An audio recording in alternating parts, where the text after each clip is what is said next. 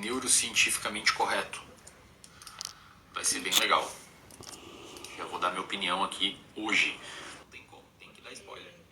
Do meu amor. Tem spoiler do filme. Eu acho meio sem noção, assim, você ter medo de spoiler de um filme, porque o filme vai atrapalhar, vai atrapalhar a tua experiência com o filme. Eu acho meio sem noção. Eu nunca liguei, mas beleza. Então tá, a live vai ser para nós falarmos sobre o filme Divertidamente 2, tá? Vou fechar os comentários para vocês conseguirem prestar atenção na live. É um filme de animação, então o cinema estava bem cheio de crianças, mas vou dizer desde já que o filme passa uma mensagem muito maneira, tá? Muito maneira mesmo. E acho que todos os adultos, principalmente quem é meu aluno aí, que for assistir esse filme, pô, os caras do Divertidamente podiam ter me pagado um cachê, hein? Fazendo uma puta propaganda do filme aqui. Ô galera do Divertidamente aí, ó, não sei quem é que produz esse filme, se é a Disney, sei lá, paga nós aí. É um filme legal, vale a pena assistir, tá? Ele passa algumas reflexões bem interessantes sobre emoções e sobre construção da sua personalidade. E nesta live aqui, o foco dela é dar um parecer, minha opinião, na verdade, né? Do ponto de vista neurocientífico sobre como que o filme retrata as emoções. E eu já vou dar uma contextualizada aqui, se você não faz ideia de que filme é esse, para vocês entenderem. Então esse é o foco da live. Obviamente isso vai ficar numa seara um pouco mais opinativa, mas à luz do que eu já estudei sobre neurociência. Se você não me conhece, eu sou psicólogo de formação e tenho mestrado e doutorado em neurociências, então dá para tirar algumas conclusões bem legais aqui, tá?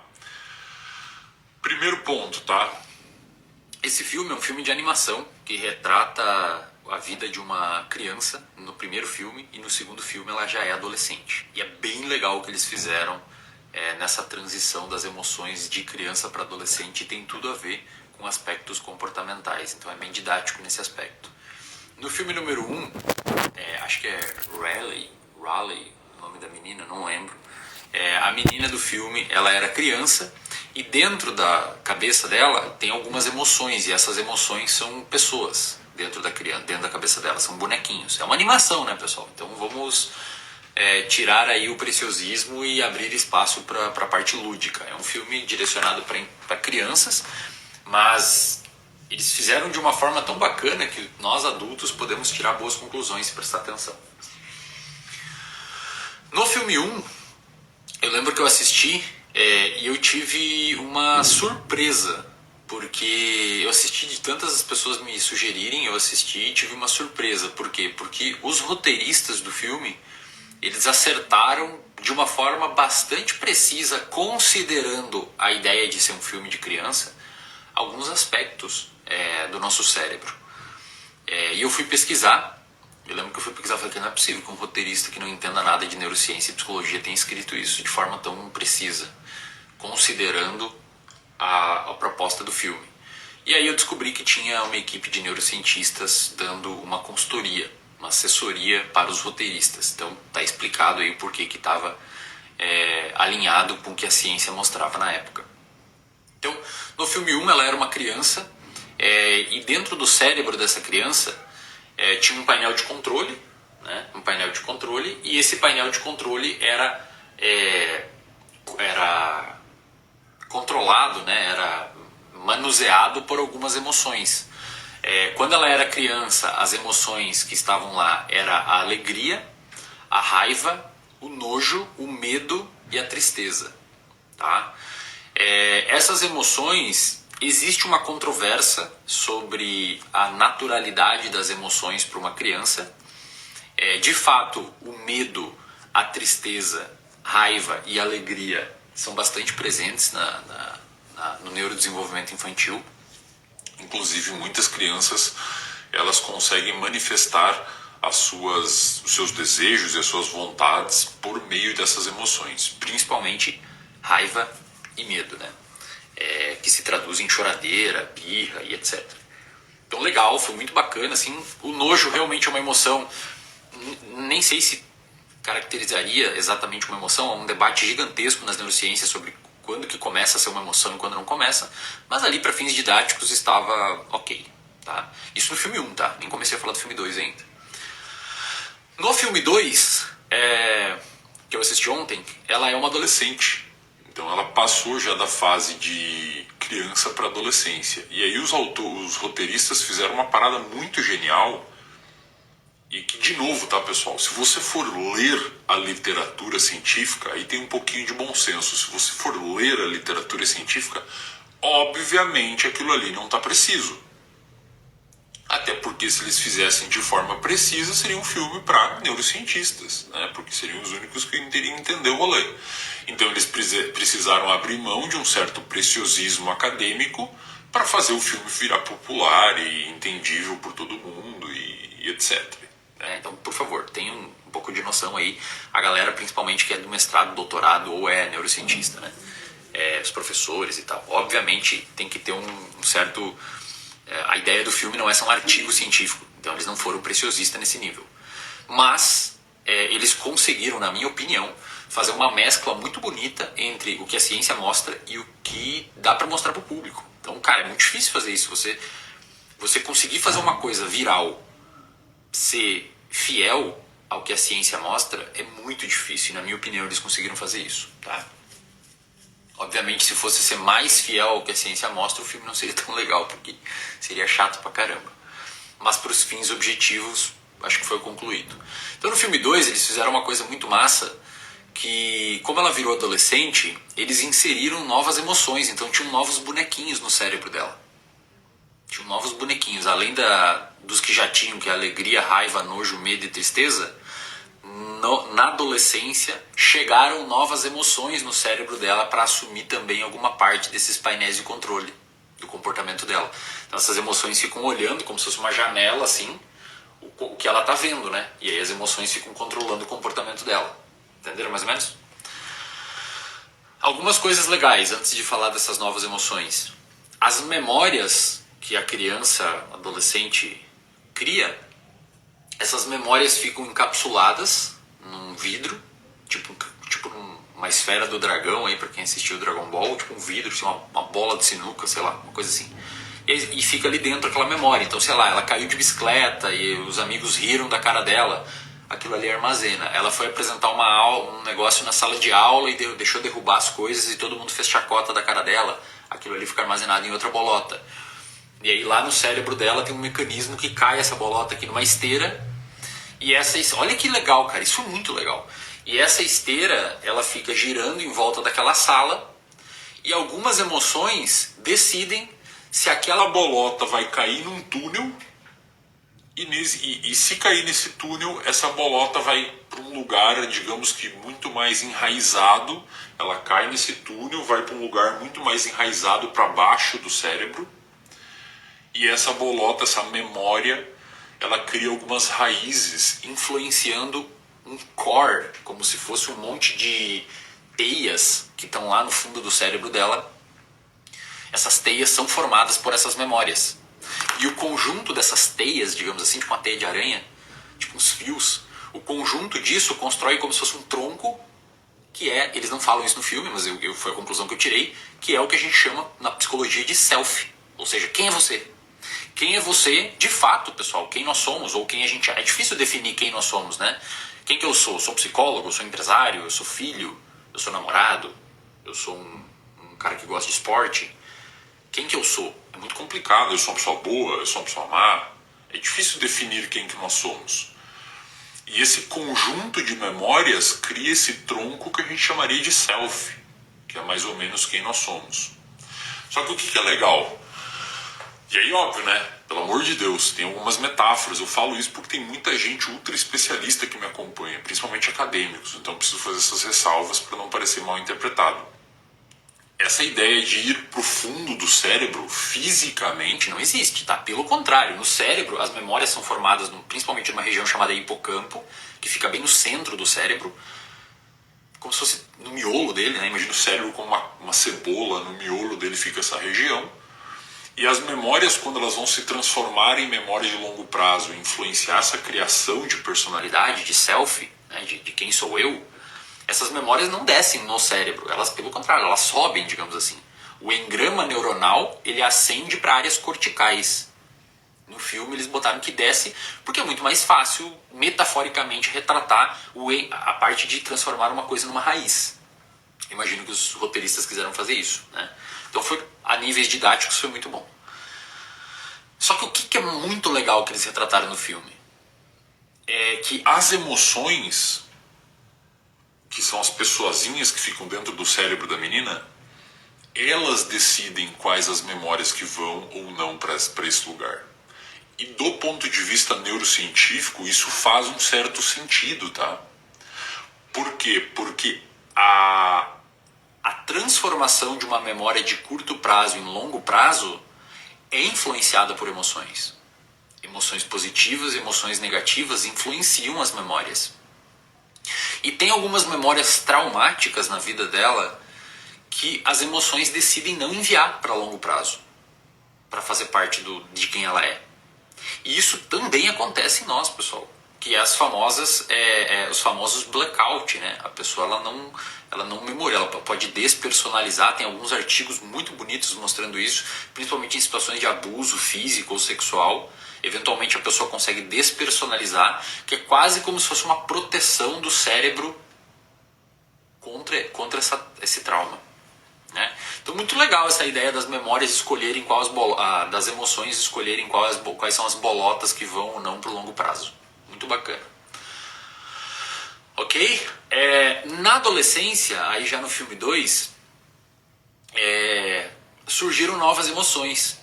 Aí surgiram as emoções ansiedade, olha que legal, surgiu o tédio, a vergonha e a inveja. Isso faz todo sentido, pessoal, porque a ansiedade na adolescência, ela de fato é bastante. A criança normalmente utiliza raiva ou medo, né, para manifestar os seus desejos e tal, ficar com raiva, ficar com medo, enfim.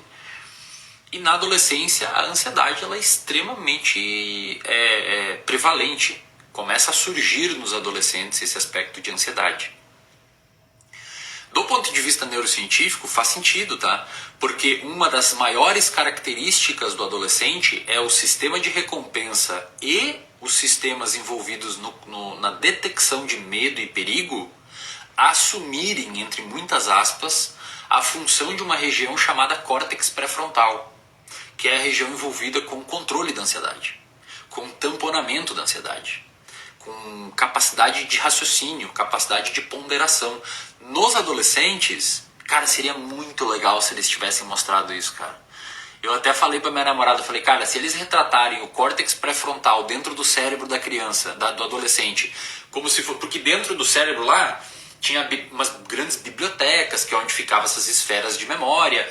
Aí tinha uma galera construindo e tirando memória e botando outras e fazendo manutenção, que eu imagino que seria uma metáfora, sei lá, para os neurônios tendo poda sináptica. Não sei se eles foram nesse nível de ideia, mas seria muito legal se fosse. E seria muito massa se tivesse uma região sendo construída, como se fosse um castelo sendo construído, assim, com os operários lá batendo, e eles tivessem chamado isso de córtex pré-frontal. De novo, não teria como fazer porque ninguém ia entender, né? O que é córtex pré-frontal? Vocês que me seguem há mais tempo sabem, mas a galera que é leiga, e que é a maioria que assiste o filme, 99,8% que assiste o filme, não sabe disso. Então não faz sentido botar. Mas seria muito massa, cara. Eu acho que eu iria dar um grito no cinema. Aliás, o filme foi tão legal que a galera aplaudiu quando acabou. Eu nunca vi isso, né? Não sou um grande frequentador de cinema, mas das vezes que eu fui, eu nunca vi ninguém aplaudir o filme. Todo mundo aplaudiu, acabou o filme, todo mundo aplaudiu. Que mais? Tá, então beleza, a ansiedade fez isso e faz sentido, tá? Porque na adolescência, essas regiões, principalmente regiões envolvidas com ansiedade, que inclui o sistema de recompensa, tá? O sistema de recompensa, muita gente acha que só está envolvido em predizer recompensa, em ter expectativa, ou o erro de predição de recompensa, né, que gera a expectativa de conseguir uma recompensa. Mas essa expectativa também gera ansiedade, por isso que existe uma conectividade entre essas regiões. E no adolescente, como o córtex pré-frontal não está totalmente maduro, tanto por conta de mielinização quanto por conta de boa conectividade de neurônios, quem assume essa função são essas regiões. sistema de recompensa e principalmente o corpo amigdaloide, tá? Isso faz com que, do ponto de vista emocional, o adolescente experimente muita ansiedade. Então faz todo sentido eles terem colocado uma nova emoção no cérebro, que é a ansiedade. E a ansiedade, ela é a personificação. Ela realmente personificou a emoção, porque é agitada, corre pra lá, corre pra cá, fica projetando 1000 cenários no futuro, se vai dar certo, se vai dar errado. E os adolescentes fazem muito isso. Segunda emoção, tédio. Clássico, né? Adolescente é clássico comportamento de revirar os olhos, assim, e tudo é ruim, tudo é desnecessário, e o mundo é uma merda, e etc. Então, tédio, confesso que teve uma participação tímida no filme, mas o tédio estava lá. Outra vergonha, que faz todo sentido, por quê? Porque na adolescência é a época das nossas vidas que a gente mais, e tem estudos provando isso, que a gente mais se importa com os nossos pares, ou seja, com outros adolescentes. Criança, velho, não tá nem aí pro que outras crianças vão pensar dela. Inclusive, dependendo da idade, a criança nem tem essa capacidade, né? Essa teoria da mente, que é imaginar o que outra pessoa está pensando sobre você. Ela desenvolve isso e amadurece isso na adolescência. E aí cria essa sensação de putz, o que será que os outros estão pensando de mim? E isso pode gerar vergonha, se o resultado se a conclusão desse cálculo for negativa. Ou pode gerar inveja, que é a outra emoção que apareceu lá, né? Você se compara com as outras pessoas, e isso pode gerar também inveja. Então foi muito legal a produção dessas novas emoções no cérebro. O que rolou? E eu achei muito bacana.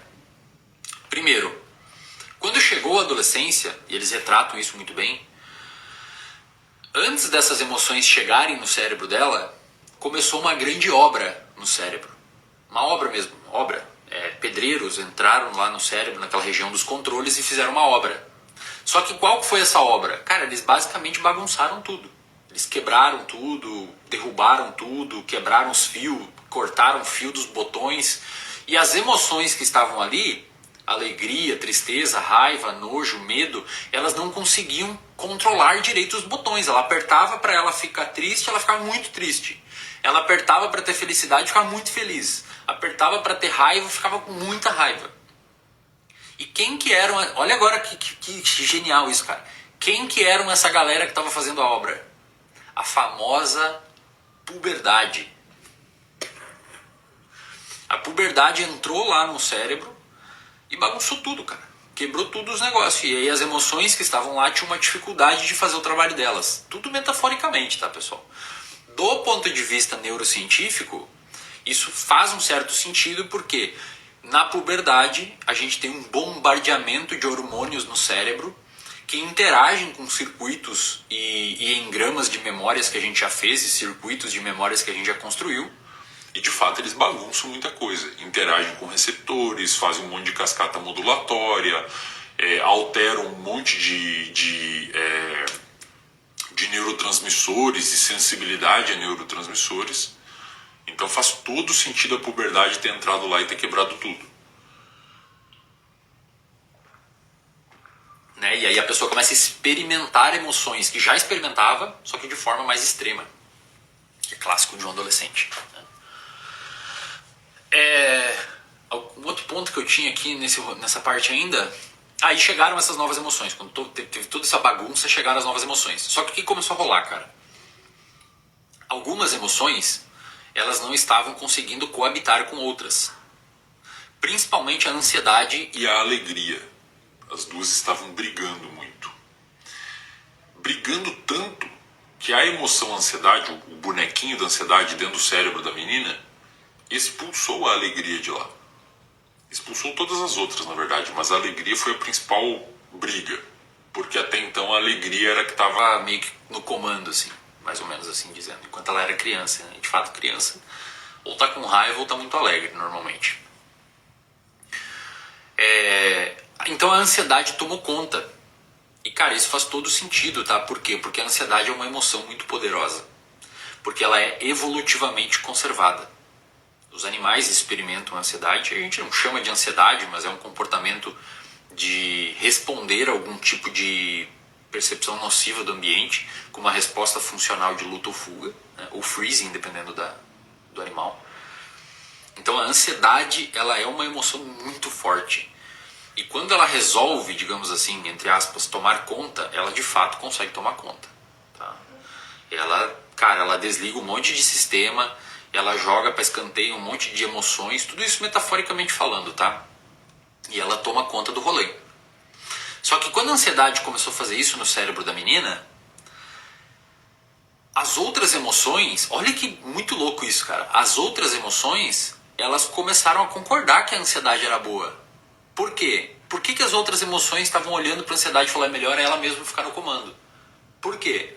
Porque funciona, cara. A ansiedade é útil. E dentro do cérebro da menininha, ela estava sendo útil. Por quê? Porque a menininha era adolescente. Ela precisava lidar com uma série de situações, novos amiguinhos, nova escola, um jogo importante, piriri pororó. E a ansiedade era a única que estava preocupada em fazer acontecer as coisas e dar certo. Então a ansiedade projetava cenários, falava, meu, se não acontecer isso, ela tem que treinar mais para ir bem no jogo, ela tem que estudar porque tem uma prova amanhã. A ansiedade, ela ficava fazendo as coisas andar. Só que o que começou a acontecer depois, e eu digo isso em toda a aula que eu fiz lá no RD, eu já falei, tem aulas lá sobre ansiedade, que eu já falei sobre isso várias vezes. A ansiedade, ela é uma curva em U invertido.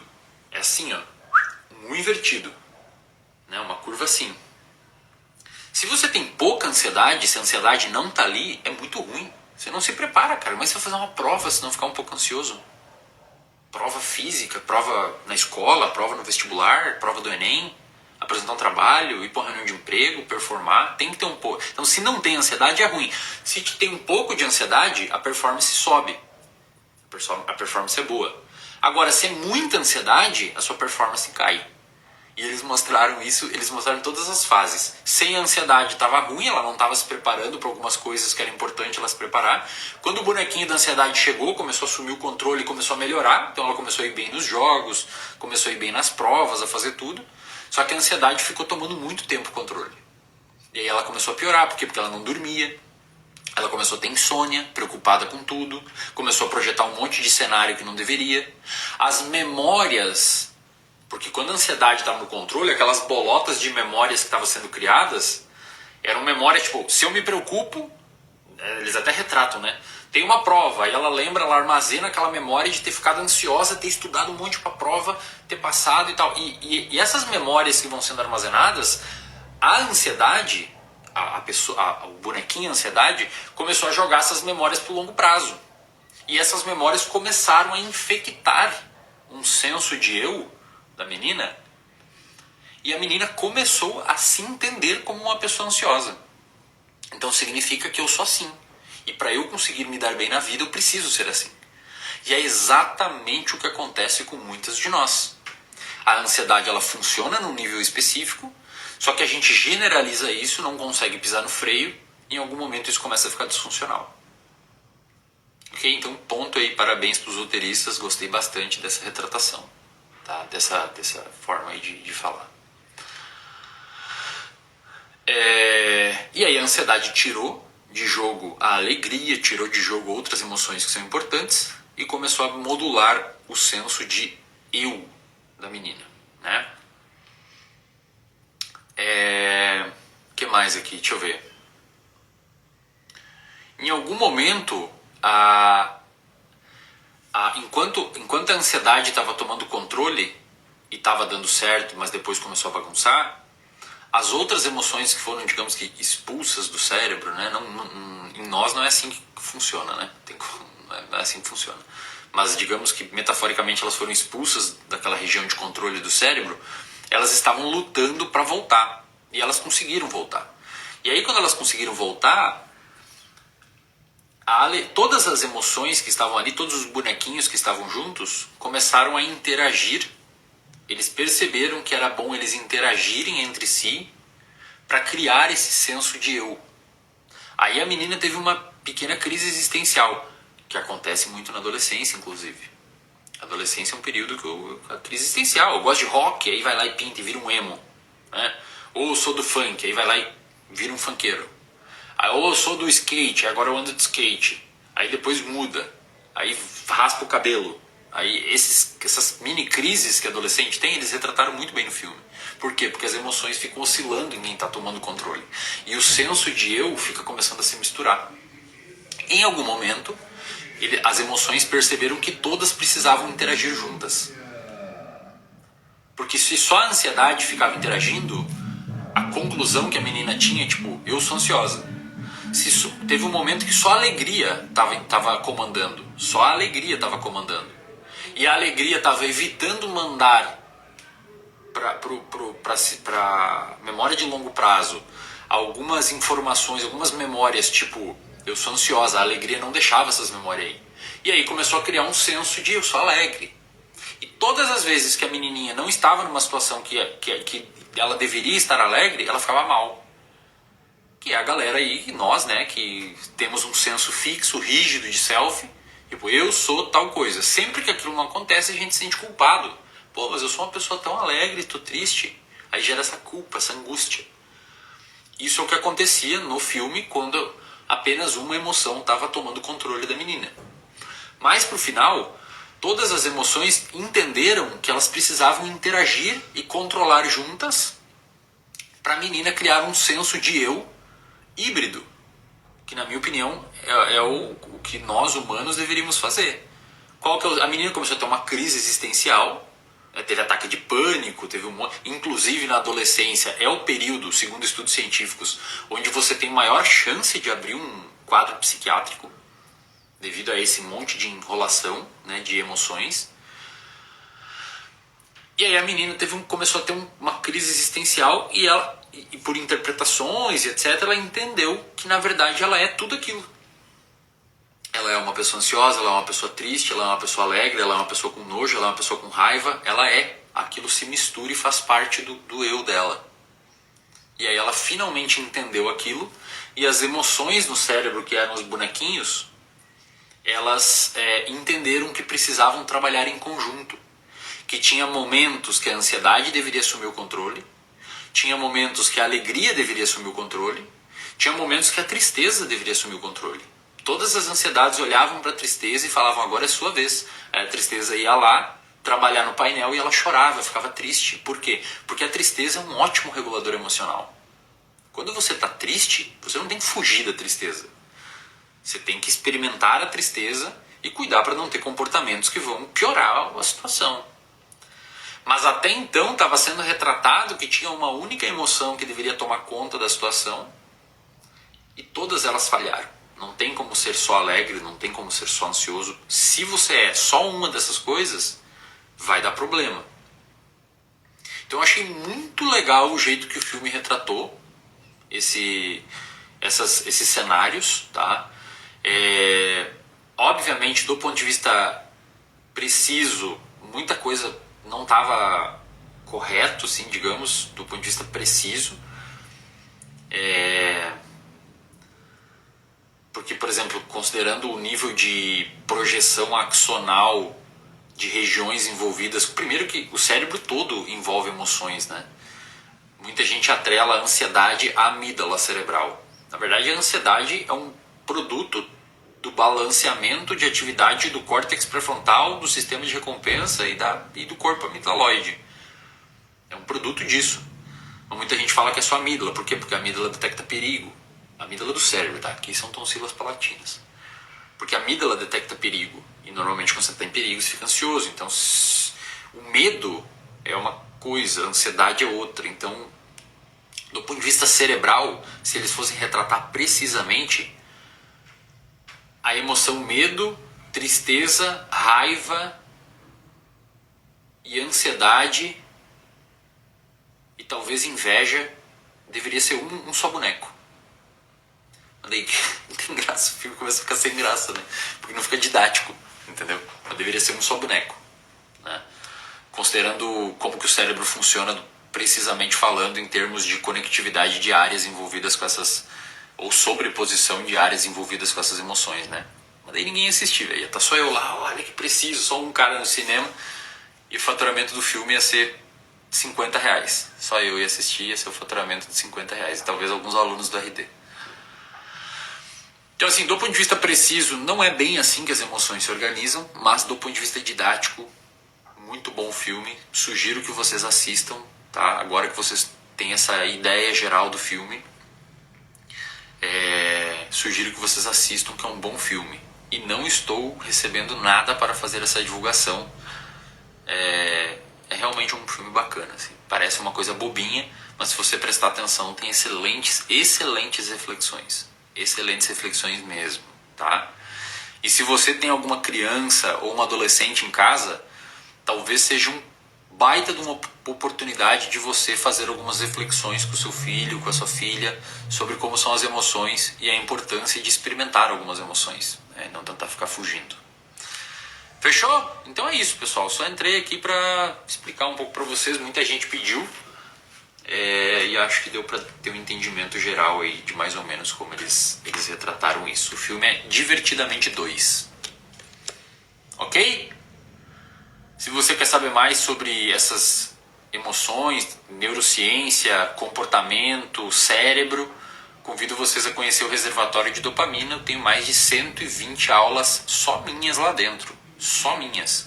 E tem aula sobre emoções, tem aula sobre ansiedade, tem aula sobre tudo. Só botar aí no Google reservatoriodedopamina.com.br que você encontra o nosso site para saber mais. Ok? Então é isso. Já tô saindo aqui. Valeu, galera. Ótimo filme para quem for assistir.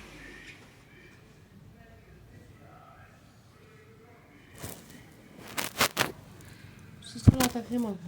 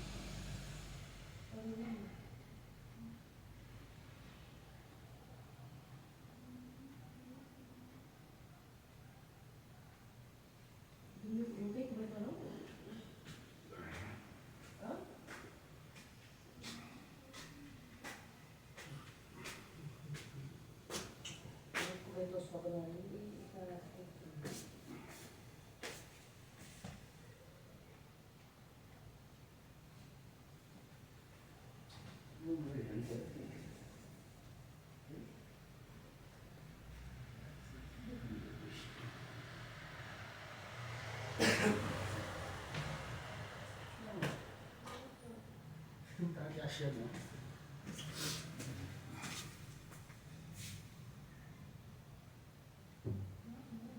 Foi andando. Foi?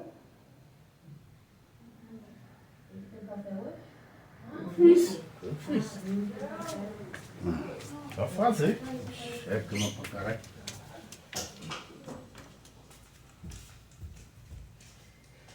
Que é, mano?